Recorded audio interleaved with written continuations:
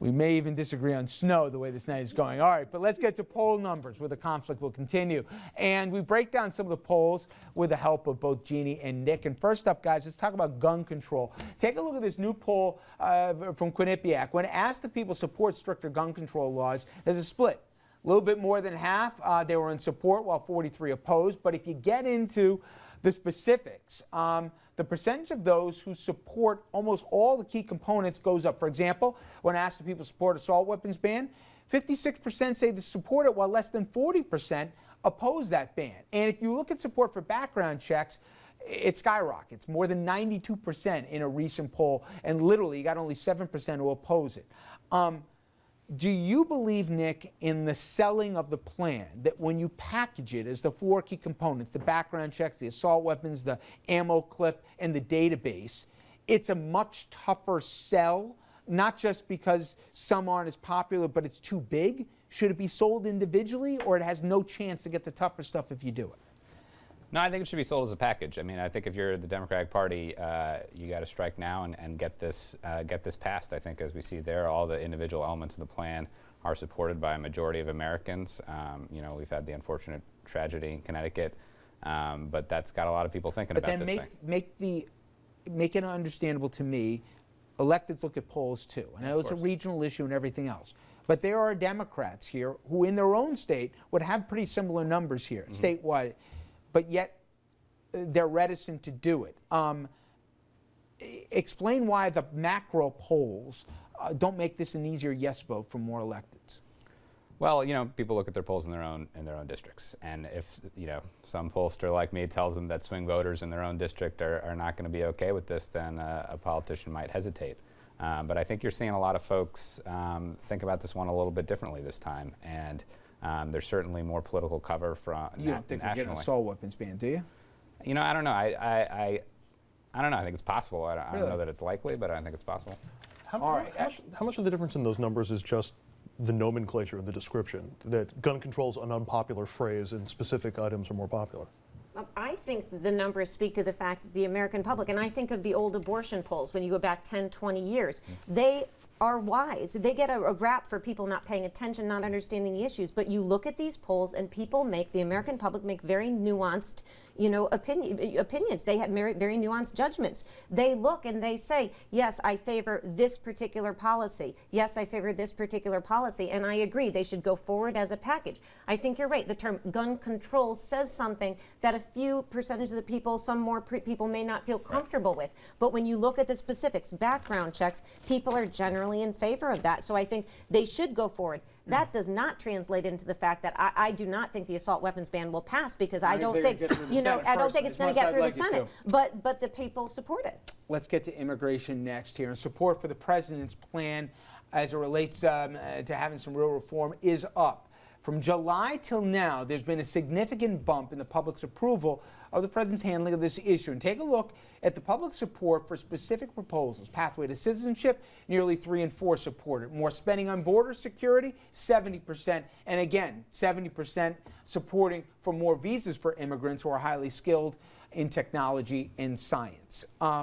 It seems also, Jeannie, that the people who want this the most are the Republicans. They may not say it here, but they're sick of getting killed with a Latino vote here every 4 years, or in this case, maybe even in the next election cycle.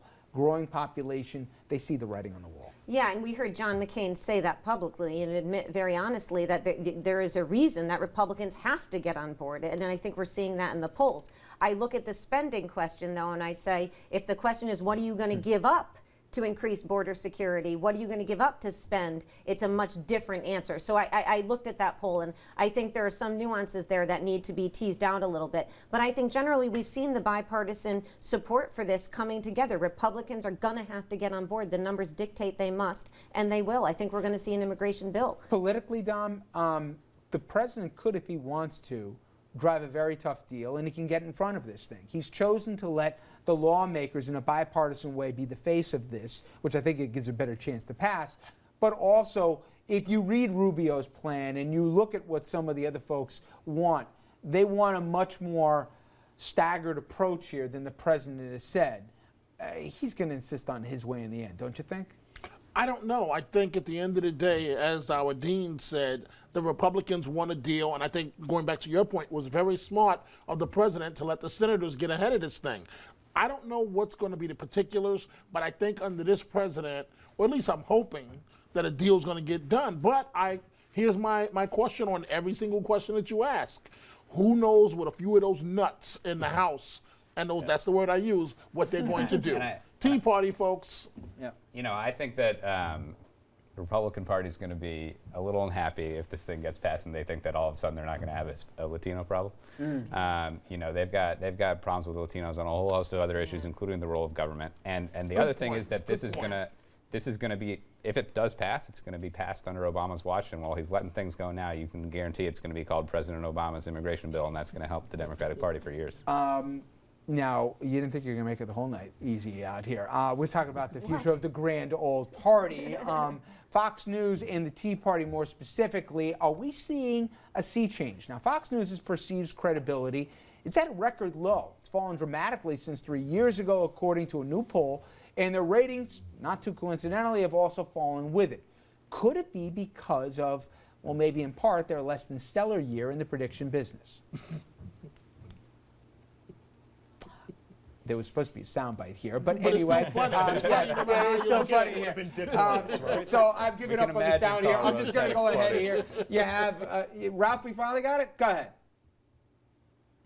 We're going to win by a landslide. It will be the biggest surprise in recent American political history. It will rekindle a whole question as to why the media played this race as a nail-biter. Where, in fact, I think Romney's going to win by quite a bit. Do you believe that Ohio has been settled? No, I don't. So you're not saying that Obama isn't going to win, but you're just saying he hasn't won it yet. I think this is premature. I understand what Carl's saying, but if you look at some of these counties that are still left out there, there are votes, a lot of votes left for Obama. Here's what we're going to do. Karl Rove said that we should figure out what the deal is. Try to get to the bottom of this. You tell me whether you stand by your call on Ohio, given the doubts Karl Rove just raised. We're actually quite comfortable with the call in Ohio. Basically, right now, there's just too much Obama vote that's outstanding there that we know is going to come in, that is going to be Obama. Look, we've had one instance where something was prematurely called.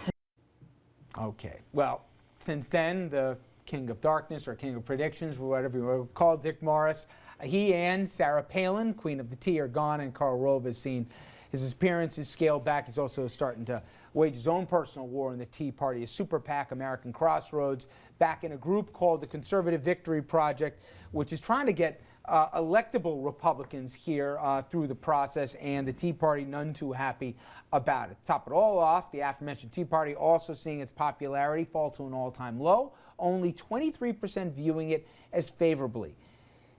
I think this is a good thing for the GOP, but it certainly, it almost needs to have a giant internal fight, it seems, before they can break the fever. You buy that?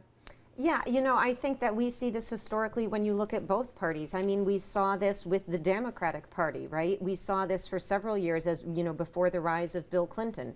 And we'll see it with the Republican Party. These things always go in waves. And absolutely, the Republican Party has to rethink who it is and who it's appealing to. And the point about immigration is excellent. I think there is a sense in the Republican Party. We support an immigration bill and we're good with Hispanics. That is absolutely not true. But it may be a start for them to move in that direction. Well, so it seems to me, if they can get past the problem of their own primary process, then they've got a better fighting chance. And until they figure out a way to say, all right, guys, we don't need to, you know, basically create a circular firing squad here. Let's just get somebody through. You know what? Their biggest problems themselves. Yeah, no, Democrats. Absolutely. And the fact that they face primaries in which they have these extremists, which or you control these primaries. And, you know, that's the process in the United States. Until that changes, they're subject to that. All right. Maybe we can have some executive order to skip that one, too. All right. Coming up next here, a nor'easter. And no matter what, it's coming. All right. We are on Storm Watch. We're going to have what you need to know after this.